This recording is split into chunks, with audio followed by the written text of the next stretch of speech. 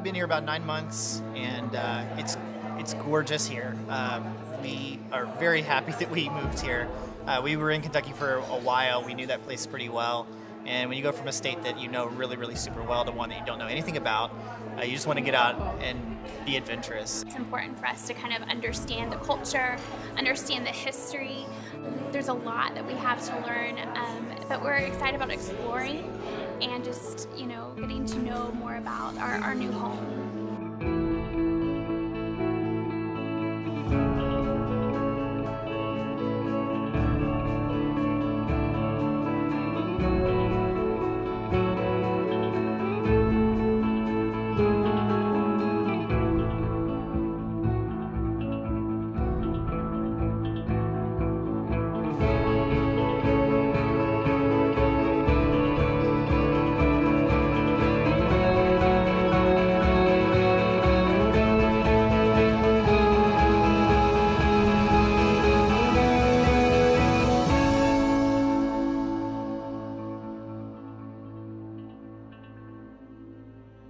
Walk into this building is awe-inspiring. It always has been. Never get tired of looking at the rotunda.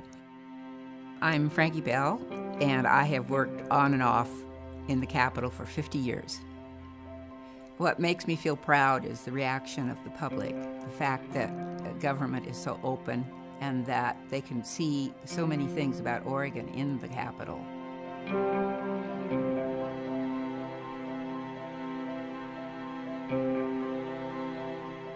The Capitol is relatively new as capitals go. This is our third Capitol, and unfortunately we have lost two previous Capitols.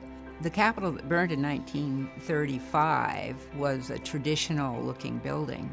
The fire was a devastating blow to Oregon, of course. It was an explosive fire. They could see it as far as Portland.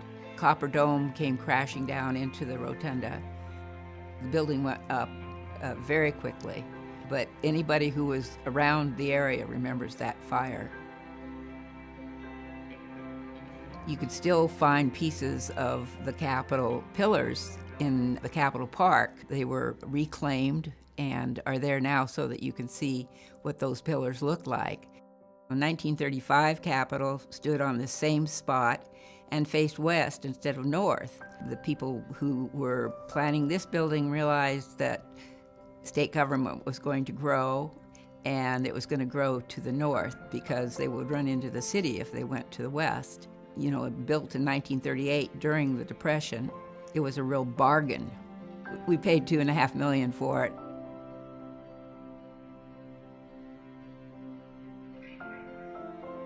The Pioneer wasn't gold when he came, he was just bronze, and of course it was a very, very involved process to pull him to the top of the building. He then was gold-leafed after he was put in place. And visitors always want to know who that man is. They're fascinated with him. I suppose there's a statue on some other Capitol, but certainly not like him, and very much representative of the pioneers that settled Oregon. When you get up to the base of the Pioneer, you'll be out of breath, but you will have a wonderful view. You'll see Willamette University, which is the oldest university west of the Missouri, and you can see the historic district and all of downtown. The idea of volunteers also goes hand in hand with enthusiasm. They are volunteering. They are doing this on their own time. That's impressive. They make the visitors feel like they're really welcome, and they help the visitors see the Capitol the way it needs to be seen. One of the most common questions I get is, how can we get involved? When we're in session, the third level is the gallery level. If you look back, you see the theater seatings. We also have seating behind each of the rails. That's where the public can go and observe what's going on when we're in session.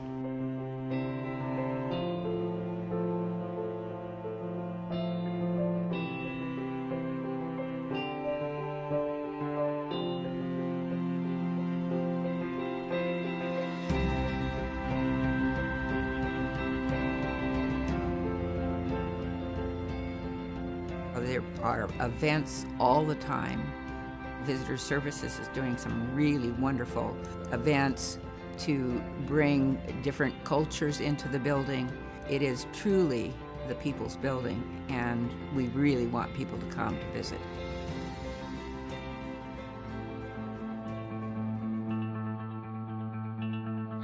I was just really struck by how accessible everything is, and I feel like it seems representative of Oregon as a state. Just the fact that you can just walk in, you can easily access the House, the Senate. I think that's awesome, and I think in a day and age where I think we often feel disconnected from our representatives, from the whole political process, just that feeling that actually you can be included was really, really exciting.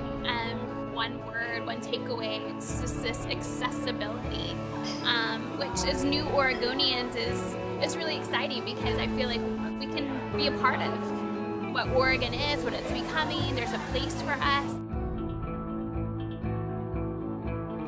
I would like for everybody to have a chance to experience the Capitol and take away all there is to know and to learn from being here.